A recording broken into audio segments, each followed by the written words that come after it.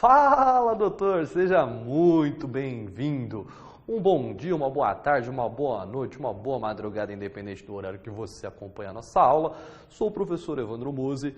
Vamos conversar sobre a prática do direito administrativo para você, advogado, para que você possa cada vez mais encontrar soluções adequadas para o seu cliente e para o seu negócio também, tá certo? Como que foi a estrutura aqui do curso para que você possa entender como que está a estruturação? O curso ele foi estruturado aqui em uma parte teórica e uma parte prática, tá certo? Você precisa entender uma coisa, que a prática do direito administrativo, como regra, ela não depende de forma. Por vezes, a lei ela vai estabelecer que precisa ser obedecida uma determinada forma, como, por exemplo, é o caso da lei de licitações, a lei 8666, ela já tem uma forma mais específica, mas como regra, os processos administrativos, diferentemente dos processos judiciais, eles não possuem já aquela forma que tem que ser daquele jeito, tem que colocar fatos, fundamentos jurídicos e tudo mais. Não, a coisa é um pouquinho mais livre. Tanto que até em termos de o que o doutor conhece como endereçamento, que vai ser lá onde a gente vai dirigir a petição, dentro do direito administrativo, normalmente você vai ver muitos modelos por aí que nem possuem aquele endereçamento e por aí vai. Como eu disse, a questão aqui do direito administrativo ela é um pouco ampla, porque a própria lei, conforme a gente vai estudar no decorrer aí das nossas aulas, você vai entender que a lei determina que não há uma forma pré-estabelecida. Claro, tem exceções, mas normalmente você não tem essa forma já previamente estabelecida. Então, o que possibilita que você, como um advogado, trabalhe, utilize seus próprios modelos. Então, você vai ver que vai ter uma diferença bem grande de um modelo para o outro. Aqui o professor trouxe alguns modelinhos para que você possa entender como isso funciona. Então, que dentro da prática do direito administrativo, o mais importante do que você ter esses modelos, porque isso você consegue aí gratuitamente, vamos dizer assim, o mais importante que isso é você ter o conhecimento da lei. Como que eu vou aplicar a lei a um caso concreto? Como que eu posso aplicar? E é isso que nós vamos trabalhar durante os nossos cursos. Vamos fazer algumas análises de caso também, tá certo?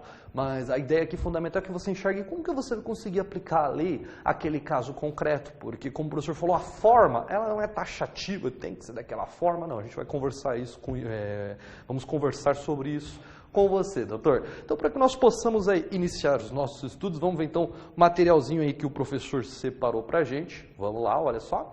Temos aí então a prática do direito administrativo.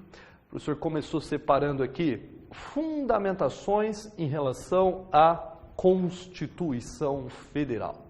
Afinal, você bem sabe, meu caro amigo, que a Constituição Federal ela figura lá no topo da hierarquia das leis. De acordo com Hans Kelsen, ele fez lá a pirâmide de hierarquia das leis. E a Constituição Federal ela figura lá no topo da hierarquia, ou seja, nenhuma outra norma vai poder contrariar o que o texto constitucional está dizendo. Você tem que se lembrar que aqui dentro da hierarquia das leis, a Constituição Federal ela não figura lá sozinha. Vamos entender como que isso funciona. Vamos lá.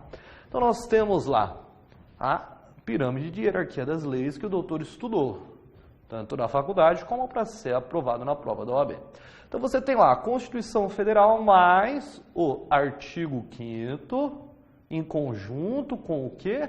O parágrafo 3º da Constituição Federal.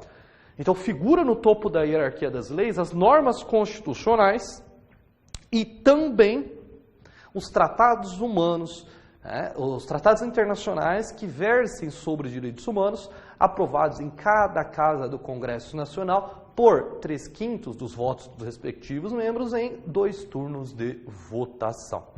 E nós temos sim tratados que figuram ali em conjunto com a Constituição, a exemplo do que é previsto lá na Convenção Internacional da Pessoa com Deficiência. O Brasil assinou um tratado que versa sobre direitos humanos e esse tratado foi incorporado ao nosso ordenamento jurídico com status de norma constitucional, que é a Convenção Internacional da Pessoa com Deficiência, que veio a ser regulamentada por uma lei federal, que é a Lei 13.146.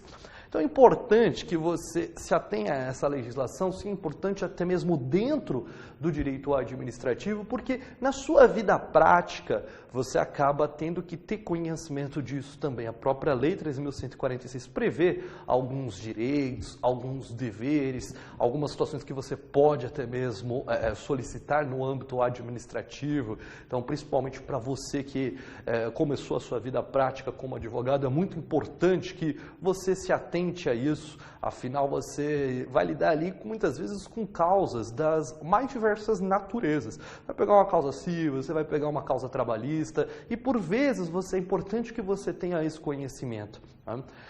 Principalmente quando você vai lidar aí com áreas cíveis, áreas de família, por exemplo, é importante que você tenha conhecimento da Lei 13.146, tá bom? Que é o Estatuto da Pessoa com Deficiência. Vale a pena depois você dar uma lidinha nele, não vou explorar esse tema aqui durante o nosso curso, mas é importante que você tenha conhecimento dele. Para a sua vida prática, sem dúvida nenhuma, vai ser aí um conhecimento muito importante, um conhecimento vital.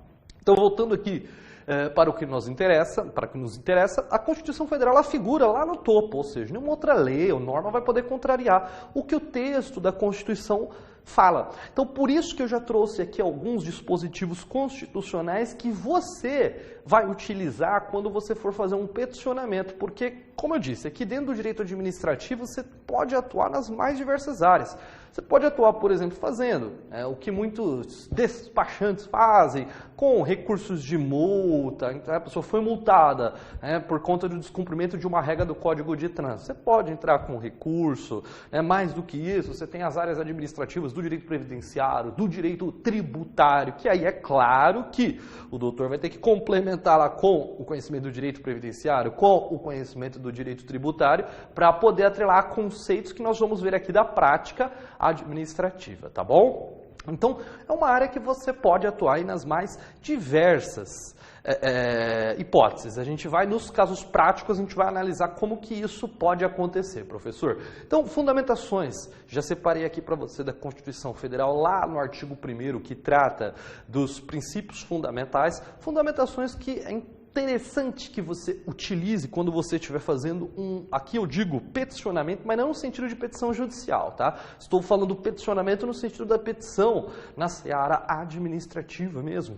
Por exemplo, você vai fazer um recurso de multa, porque o seu cliente ele foi multado, enfim, e ele quer que você o ajude, vamos dizer assim, na elaboração daquele recurso e assim por diante. Então é interessante que você utilize isso aqui como fundamentação não só para o processo administrativo, como para um processo judicial também, tá certo? Vamos então para a lousa e a gente vai entender como que isso funciona. Vamos lá, professor. Olha só. Estamos lá, então, o artigo 1º, ele, em termos de fundamentação aqui, você não precisa utilizar ele muito em prova, o caput do artigo 1º, né, que ele diz lá que a República Federativa do Brasil, formada pela União Indissolúvel dos Estados, municípios, Distrito Federal, constitui um Estado democrático de direito e tem como fundamentos. Então, esses fundamentos é que são muito importantes. O caput nem tanto, mas os fundamentos aqui, os incisos do artigo 1º, são muito interessantes para que você utilize como fundamentação. Principalmente aqui o quê? Para você que vai atuar aí na advocacia, muito importante que você utilize, olha só, esses 3 fundamentos. A cidadania, a dignidade da pessoa humana e os valores sociais do trabalho e da livre iniciativa.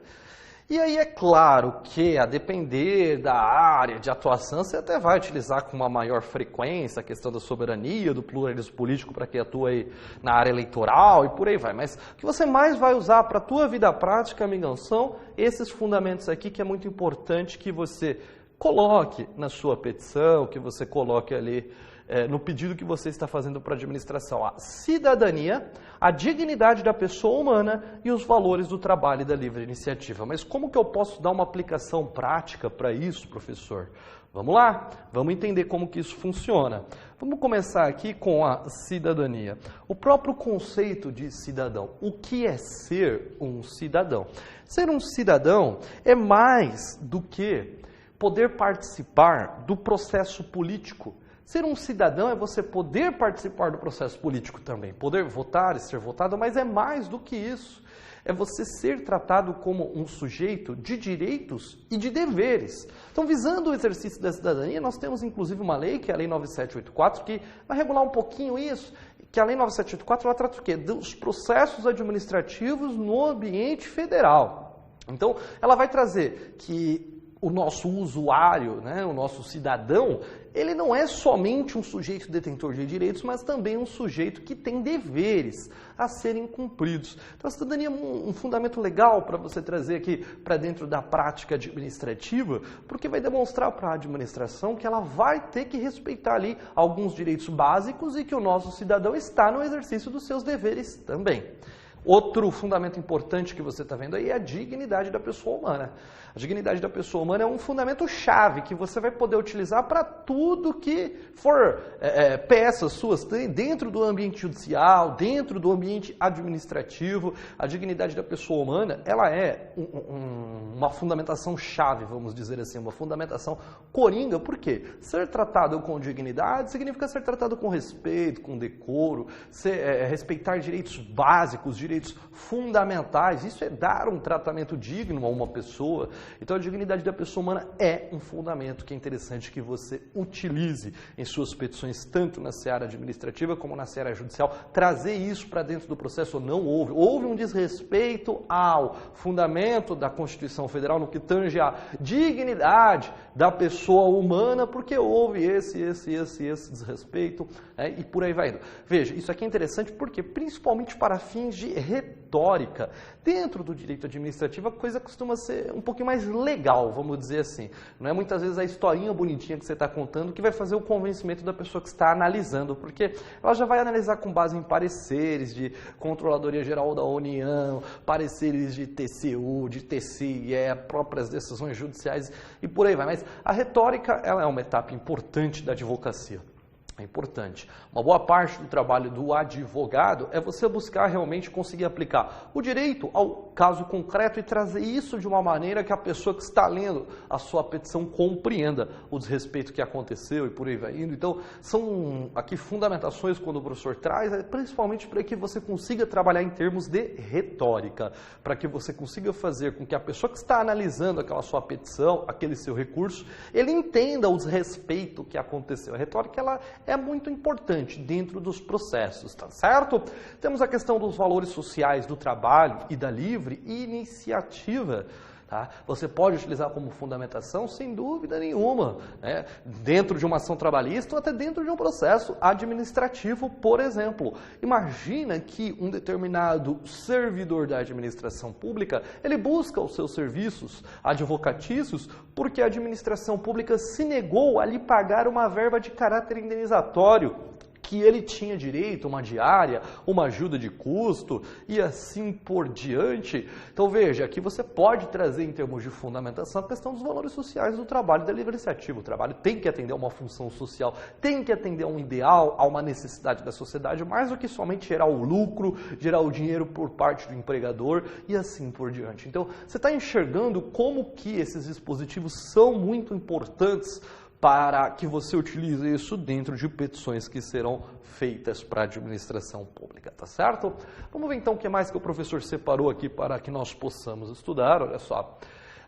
Nós temos lá ainda objetivos fundamentais da Constituição Federal, que você vai poder trazer isso em termos de fundamentação também, que é um objetivo aí da República, que, ou seja, toda a administração pública vai ter que se pautar nesses objetivos, vai ter que alcançar, que é construir uma sociedade livre, justa e solidária. Então, olha o exemplo da aplicação prática que o professor falou. O servidor que não recebeu as verbas de caráter indenizatório, diária, ajuda de custo e assim por diante, você pode utilizar aqui, que isso fere também os objetivos da República, porque, de certa maneira, estamos descumprindo aí com objetivos da República que são uma sociedade justa, uma sociedade solidária, uma sociedade livre, né? garantir o desenvolvimento nacional, erradicar a pobreza e marginalização, promover o bem de todos sem preconceito de origem, raça, sexo, cor, idade, quaisquer outras formas de discriminação. Tá vendo que isso aqui são todas fundamentações-chave também que você vai poder utilizar para diversas petições que você for fazer no âmbito da administração pública, tá bom? Vamos ver aqui ainda o que mais o professor separou, olha só. Temos lá os direitos e garantias fundamentais. Você só tem que tomar cuidado, tá, com um pequeno detalhe, antes da gente continuar estudando aqui as nossas fundamentações. Como eu disse para você no início, aqui durante o curso, nós vamos trazer para você mais somente ali a legislação, são aplicações práticas, entendimento dos tribunais e assim por diante, tá? Mas é importante que você se atente a uma coisa. Aqui o professor está trazendo argumentações para as mais diversas situações, tá? É importante que você dê uma filtrada. Você não vai colocar em uma petição tudo isso de fundamentação que o professor está trazendo. Por quê? Então, sua petição ela vai ficar muito grande, ela vai ficar muito carregada e pela prática que o professor tem, há muitos anos aí já atuo como advogado e posso informar sobre isso. Petições muito grandes vão te dar dor de cabeça, amigão. Então a ideia é que o que você tem de ser um tanto quanto objetivo, mas é claro, sem prejudicar a sua retórica. Só toma cuidado para não ter petições muito extensas, tá? Nesse sentido, se você está perdendo a sua objetividade, tá? Em termos de fundamentação, é importante trazer, é claro, mas você não precisa trazer todas essas fundamentações para uma única peça. Você vai adequando. Está discutindo ali relações empregatícias, relações de trabalho, você pega uma vertente, está discutindo ali situações que vão ferir direitos e garantias fundamentais, você vai pegar outra vertente de argumentação e assim por diante. Como o professor falou, aqui as situações elas são variadas, tá certo? Então, é importante que você adeque essas fundamentações ao caso concreto que você está lidando, tá? Vamos falar então um pouquinho sobre esses direitos e garantias fundamentais. Os direitos e garantias fundamentais, o professor vai trazer, a gente vai analisar aqui agora os direitos e deveres individuais e coletivos e são argumentações também muito importantes para você utilizar aqui dentro da prática administrativa. O artigo 5º da Constituição Federal, ele traz aqui um princípio que é o princípio da legalidade, o princípio da... Aliás, a legalidade está no inciso 1, né? Mas o artigo 5º vai trazer alguns princípios, como a legalidade, a igualdade, dentre outros, tá? Olha só o que diz aqui o caput do artigo. Todos são iguais perante a lei, sem distinção de qualquer natureza, garantindo-se aos brasileiros e aos estrangeiros residentes no país a inviolabilidade do direito à vida, à liberdade, à igualdade, à segurança e à propriedade nos termos seguintes. A primeira coisa que você precisa entender em relação ao artigo 5º é que ele não vai ser aplicado somente a pessoas físicas. Você pode aplicar também os incisos do artigo 5º a pessoas jurídicas. Então, se você receber no seu escritório um cliente que é um empresário, tá? É um cliente que tem lá uma empresa e exerce uma determinada atividade empresarial. E aí ele te buscou para solucionar um determinado problema, como, sei lá, por exemplo, um edital de licitação que ele pretende participar e esse edital afronta a lei ou de alguma maneira ele está sendo tratado, excluído daquele certame, e é algo que a lei 8666 ela tenta trazer um pouquinho mais essa questão da maior participação possível. Então, de certa maneira, poderia estar afrontando a lei de licitações aquela situação. Você pode aplicar o artigo 5º em relação às pessoas jurídicas? Pode sim. Então, você vai utilizar aqui como argumentação tanto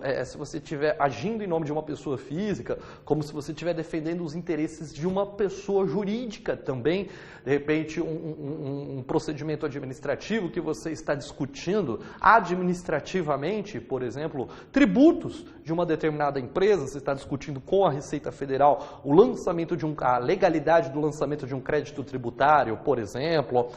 Enfim, são diversas as hipóteses que você vai poder defender interesses de pessoa jurídica dentro da prática administrativa. Então, você vai poder também utilizar incisos do artigo 5º, porque eles vão ser aplicáveis também a pessoas jurídicas. Só que é claro que você vai ter que relativizar isso, tá? Você vai analisar os incisos ali do artigo 5º e vai analisar se aquilo pode ou não ser aplicado a uma pessoa jurídica. A pessoa física tem direito à vida? Sim. A pessoa jurídica tem direito à vida? É um pouco estranho você dizer isso, né? Mas ela tem direito à proteção de marcas, ela tem direito à proteção da imagem dela e assim por diante. Então, tem certos dispositivos que a gente vai ter que relativizar para também aplicar às pessoas jurídicas. Isso já é entendimento dos nossos tribunais superiores, tá certo? Legal, professor. Além disso, aos estrangeiros também. Tá? Digamos que um determinado estrangeiro passou por uma determinada situação aqui no Brasil e aí você está defendendo os interesses dele, que adquire uma propriedade ou assim por diante, você vai defender os interesses dele. Você pode utilizar como base aqui sim o artigo 5º, porque muito embora ele fale, olha só, se você for parar ali para analisar, né, o caput do artigo 5º, não é somente um direito à vida, ele tem alguns direitos que devem ser respeitados e que você vai poder utilizar, mesmo que ele não seja residente no país, o estrangeiro, porque a Constituição fala, estrangeiro é residente no país, sim, mas será que o estrangeiro que não é residente, ele não tem direito à vida? Claro que tem, não tem direito à imagem? Claro que tem.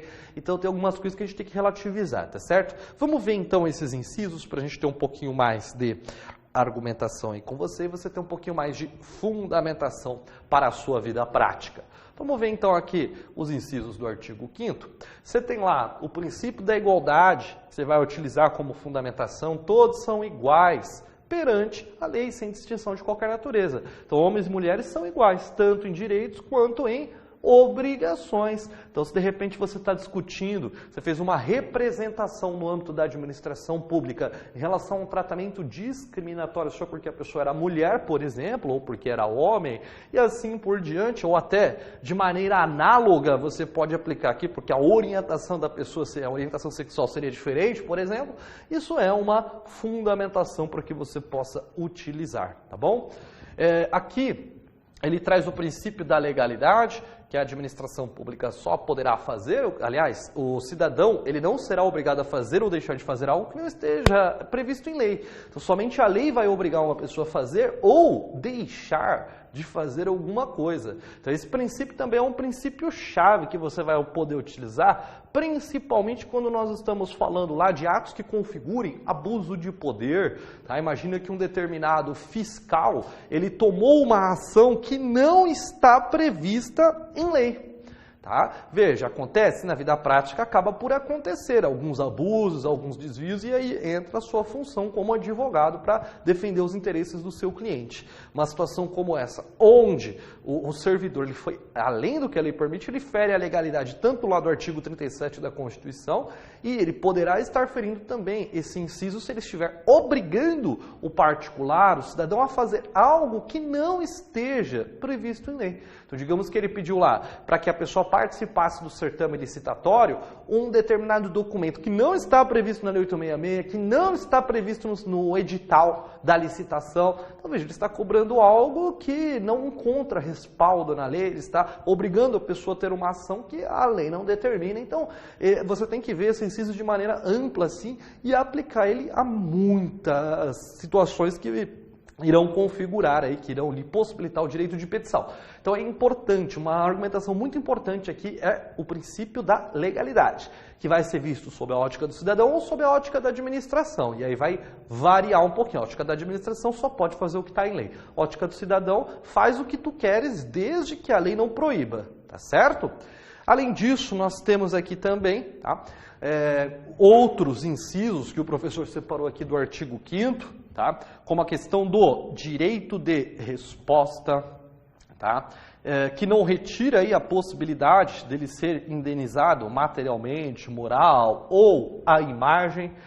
E por vezes, tá, você até consegue, vamos dizer assim, na via administrativa, essa questão do direito de resposta, principalmente quando você fala de uma ofensa praticada por uma concessionária ou uma entidade que a princípio estaria regulada lá pelo direito privado, mas que está com algum vínculo ao direito público, vamos dizer assim. Por vezes você vai conseguir o direito de resposta nessas situações de uma maneira mais rápida, vamos dizer assim.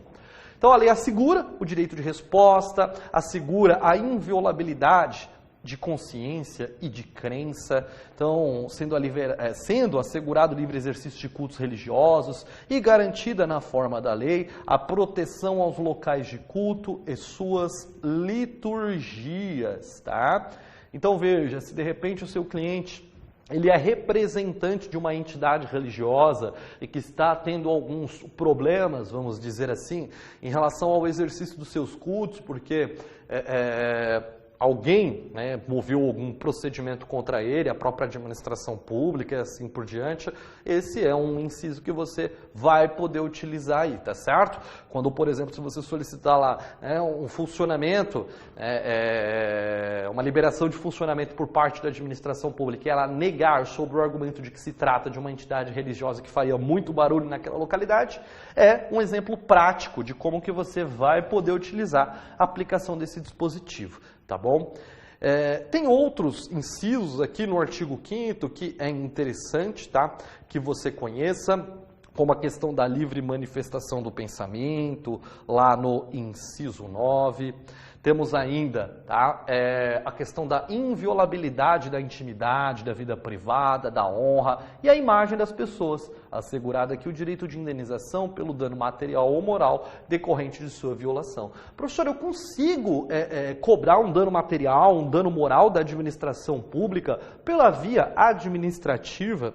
É possível que você faça isso, é possível que você faça esse questionamento. Agora, se eles vão lhe pagar aquela indenização, aí já é um outro cenário. Veja, é interessante você entrar com os pedidos administrativos sem dúvida nenhuma. Por quê? Normalmente, um pedido na seara administrativa ele tende a ser mais rápido do que um processo judicial. Então, se você consegue resolver pela via administrativa, normalmente você vai atender melhor o interesse do teu cliente pelo fato daquele processo ser mais rápido. Além do que, depende muito do que você está lidando. Depende muito do que você está lidando. Por vezes, o teu cliente, ele sabe que ele tem que pagar alguma coisa, tá? Só que ele está sem dinheiro naquele momento, por exemplo. Né? O processo administrativo, de certa maneira, ele vai possibilitar muitas vezes que o teu cliente consiga, né, fazer aquela reserva de dinheiro e pagar aquele débito. Então, é claro, você tem que adequar a necessidade do teu cliente. Você vai defender os interesses dele. Então, a primeira coisa é entender o que realmente ele precisa para que você possa oferecer a solução mais adequada, tá certo? Outro dispositivo muito importante é o inciso 11. Vamos dar uma olhadinha nele, olha só.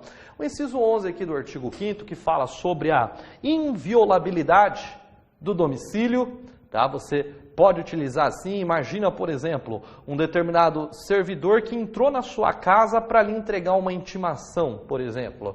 Se não tiver uma decisão judicial para isso, você pode solicitar que a invalidade desse ato ou desse procedimento. É que você tem que tomar só um certo cuidado, né? Porque quando você toma ciência dentro do processo, por mais que tinha uma nulidade naquela citação, naquela intimação, normalmente vai suprir a irregularidade daquela citação ou intimação. Mas já é um ponto para que você possa acompanhar aí, possa de repente identificar algum desvio, alguma irregularidade que possa acontecer. A questão da inviolabilidade do sigilo de correspondência, comunicação telegráfica, dados, comunicações telefônicas. Lembra, pode ser feita a quebra do sigilo? Sim, inclusive do sigilo de correspondência, tá? Hoje o entendimento dos nossos tribunais superiores é que a correspondência que sai do presídio e vai para o mundo exterior, isso pode sim ser fiscalizado por parte aí dos administradores do estabelecimento prisional. Então só tem que tomar cuidado com generalização demais, tá certo? E aí ela vai trazer aí algumas exceções que você já estudou aí, tá certo, amigão? O livre exercício de qualquer ofício, trabalho ou profissão, isso aqui é uma coisa interessante também. Eu já tive alguns clientes me buscando nesse sentido aqui, buscando os meus serviços, porque ele queria exercer uma determinada atividade profissional. E a lei, ela nem sempre vai regular todas as atividades profissionais. Por exemplo, até a última vez que eu havia consultado, a atividade de podólogo, ele não tinha uma regulamentação pela lei. Assim como a questão do atendente pessoal em relação à pessoa com deficiência, existia até um projeto de lei, né, que estava sendo levado à votação para ver se conseguia regulamentar essa situação. Então, tem algumas atividades profissionais que a lei ela é excelente, ela não fala nada sobre aquilo. Então, a pessoa pode exercer? Sim, pode. Ela poderá exercer aquela atividade desde que não configure um ilícito, né, dentro de preenchidos lá alguns critérios, alguns princípios legais, razoabilidade, proporcionalidade, licitude e assim por diante. Então, se a lei não proibir, ela vai poder exercer. Esse é o diagnóstico que você vai passar para o seu cliente. Você vai fazer uma pesquisa e identificar se a lei regula aquela atividade ou não. Se regular, você vai ter que ver quais são os critérios que a pessoa vai ter que preencher para o exercício daquela atividade, para o exercício daquela profissão, tá certo? Então, lembre-se disso. Se não houver lei regulando, ela vai poder exercer a função, a atividade que ela quiser, tá certo? Então, por isso que a lei fala, é livre atividade, atendidas eventuais qualificações que a lei estabelecer. Tá bom? Vamos ver aqui um outro dispositivo importante aqui da Lei 8.100, aliás, da Constituição Federal, que fala sobre a questão do acesso à informação. Tá? Isso daqui também impacta muito nos processos administrativos, porque, por vezes, você vai precisar ter uma informação que consta dentro de um banco de dados da administração e assim por diante. Então, veja que você tem direito ao acesso à informação não só com base nesse inciso, mas com base em outros incisos aqui da Constituição, e sendo uma informação que se refira à pessoa que está solicitando, a administração ela vai ter que passar aquela informação, com a exceção de informações que estejam sendo acobertadas por algum determinado grau de sigilo. Então, tem lá a Lei 12.527 de 2011, que vai regular a questão do acesso à informação. Então, se você está com algum probleminha, foi procurado por algum cliente que precisa de uma informação que está dentro de um banco de dados da administração pública, vale a pena você dar uma lidinha aqui nesse inciso, que é aliás, nessa lei, que é a Lei 2.527, que ela vai regular essa questão do acesso à informação. Inclusive, você vai ver algumas situações que não poderá ser classificado como informação sigilosa, como, por exemplo, né, não vai poder ser negado o acesso àquela informação, como, por exemplo, uma informação que se refira a um desrespeito a direitos e liberdades fundamentais. Então, veja, isso para dentro da prática administrativa ela é muito importante, tá? Principalmente quando você precisar obter informações. Então, se aparecer um cliente lá no teu escritório que ele precisa de informações que estão no banco de dados da administração, claro, tem o fundamento constitucional, mas você também vai buscar o fundamento aqui, ó, na Lei de Acesso à Informação, a famosa LAI, tá certo? Vale a pena, doutor, dar uma lidinha nela lá, uma lei pequena que vai auxiliar bastante o seu trabalho, tá bom? Outra coisa que nós temos aqui também, um dispositivo muito importante, é em relação à livre locomoção no território nacional, e aqui novamente eu cito a você a Lei 3.146, tá? 3.146 de 2012, tá? Que ela vai trazer aqui, ela é de 2015. Ela vai trazer o quê? O Estatuto da Pessoa com Deficiência. E aqui vai impactar muito nessa questão da locomoção dentro do território nacional. Para que a pessoa possa se locomover dentro do território nacional, precisamos de acessibilidade. E a administração pública, ela vai ter que preencher alguns critérios que são estabelecidos nessa lei. Então, dentro aqui do processo administrativo, você também tem aqui muito áreas de atuação. E aí, é claro, tu pode trazer isso aqui como um fundamento em conjunto com a Lei 13.146, sendo o caso, tá? Sendo o caso. Além disso, há o direito de reunião. Veja que as pessoas têm o direito de se reunir.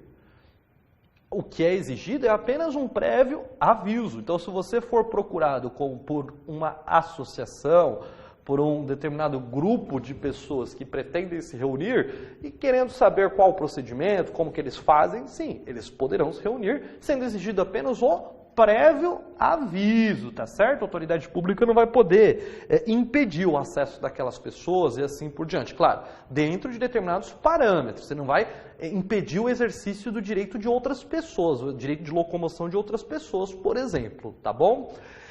Além disso, a plena liberdade de associação. A própria lei vai falar um pouquinho aqui sobre criação de associações. Nossa, professor, se um cliente me buscar dizendo como que ele faz para montar uma associação, veja que é livre, digamos assim, a criação de associações. Agora, se for uma cooperativa, aí sim, aí você já vai ter que ir lá para a lei que regula as cooperativas e vai ter que preencher os critérios que a lei determina. Porque tanto a criação de associações como de cooperativas independem de autorização, só que para a criação de cooperativas, você vai ter que preencher outros critérios que a lei estabelece. Então, se for uma associação, é um pouco mais livre. Se for uma cooperativa, você vai precisar dar uma olhadinha na lei que vai regular aí o trabalho das cooperativas, tá certo? E aí a própria Constituição Federal vai trazendo aí para nós algumas disposições relacionadas a isso, que é importante que você conheça. Você tem aqui o Instituto da Requisição Administrativa, que o professor até trouxe para um caso prático aqui para nós resolvermos nas nossas próximas aulas, tá? Que é quando uma autoridade pública, em caso de iminente perigo público, usa de propriedade particular e lhe causa um dano, né? Se lhe causar um dano, aí cabe a você, como advogado, solicitar o pagamento dessa indenização. Às vezes, diante do dano, imagina o seguinte, imagina que ocorreu o desmoronamento de um pedaço de terra e está caindo ali em cima de outras pessoas, e nós precisamos socorrer aquelas pessoas que ocorreu o desabamento, elas estão soterradas. Veja, a administração pode utilizar ali dos imóveis de propriedade particular a fim de salvar essas pessoas. É uma situação que vai configurar aí esse iminente perigo público, tá? Aí veja, digamos que esse maquinário, os tratores foram lá, quebraram o portão, quebraram a cerca, quebraram a calçada, né, do proprietário. A administração ela é obrigada a indenizar ele, tá certo? Isso pode ser solicitado pela via administrativa? Pode. Normalmente quando há esse dano, você já constata, já é feito, e por vezes pela própria via administrativa lhe é pago aquele dano eventualmente causado, tá certo? Mas aí é claro, não foi de ofício que foi feita essa verificação, você pode solicitar lá. Exerce o direito de petição, através do exercício de direito de petição você solicita o pagamento da indenização, como vimos, a forma de se solicitar isso é um tanto quanto ampla, a lei não regula muito a questão da forma dos processos administrativos, inclusive ela diz que é livre a forma, exceto quando a lei disser que tem que ser de determinada maneira, e você solicita o pagamento daquela indenização. Pela seara administrativa não pagaram. Aí é claro, você vai ter que analisar os motivos do não pagamento disso, se existiu um respaldo legal ou não. Não existiu, você entra com a ação e solicita dentro de um processo judicial o pagamento daquela indenização. Mas como o professor falou, o ideal é que você já parta aqui para o processo administrativo, antes de você entrar com o processo judicial, porque as coisas são mais rápidas, por vezes você tem uma decisão no processo administrativo que não é a mais interessante, mas você consegue uma decisão diferente no judicial e assim por diante. Então é importante, tá certo? Ai, professor, nunca vi um processo administrativo disso. Vai lá na repartição, dá uma olhadinha, se não for um processo que corre por sigilo, eles vão permitir que você dê uma olhada. Tenha humildade, doutor, muito importante. Por vezes, sim, na prática ali, judicial, já me deparei com situações que eu falei, rapaz, mas como eu vou fazer isso? Né? Se você não tem o conhecimento, o que você tem que fazer? Correr atrás dele. Vai, pergunta, vou deixar aqui no final da aula meus canais de contato. O que você precisar, pode contar com o professor, já passei por isso aí, tá certo?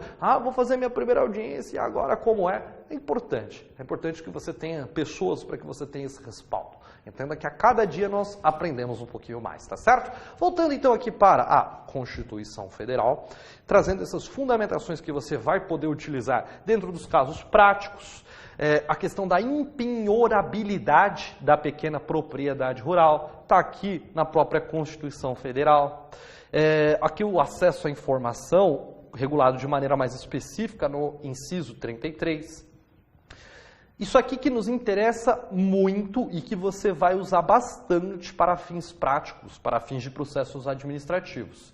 Porque você vai poder aqui, assegurado a todos, independentemente de pagar taxas, o quê? Exercer o direito de petição aos poderes públicos em defesa de direitos ou contra ilegalidade ou abuso de poder. Um exemplo clássico disso aqui é quando você solicita um pagamento de indenização pela seara administrativa diante de um dano ocorrido em uma requisição administrativa. Então, normalmente, quando você for fazer um pedido dentro do processo administrativo, utiliza sempre isso aqui como base, porque ele subsidia aí o quê? O direito de petição, o direito de você pedir algo para a administração. Então, esse aqui é um dos grandes fundamentos para os processos administrativos, tá certo? Você vai poder utilizar para Quase que, não vou dizer todos, né, mas quase que todos aí os processos administrativos é interessante que você encontre e utilize esse fundamento, tá certo? Outros fundamentos que você sempre vai poder usar em processos administrativos, como é definido na própria Constituição Federal, é o que? A necessidade do contraditório, a necessidade da ampla defesa. Então, se a pessoa não foi intimada para oferecer suas alegações em algo que lhe causou uma sanção, que lhe causou um prejuízo, tá aqui, ó, fere o inciso 55. E às vezes acontece, você vai ter lá um cliente que chegou e falou, ó, eu fui, ocorreu aqui uma determinada sanção, por exemplo, eu fui obrigado a pagar isso ou aquilo sem ser comunicado, sem ser intimado, perdi o direito de exercer essa atividade, mas não fui comunicado sobre esse fato e assim por diante. Então veja, fere o quê? Fere esses princípios aqui que devem estar presentes, tanto dentro de um processo judicial, como também dentro de um processo administrativo, que é o princípio do contraditório e o princípio da ampla defesa, tá bom?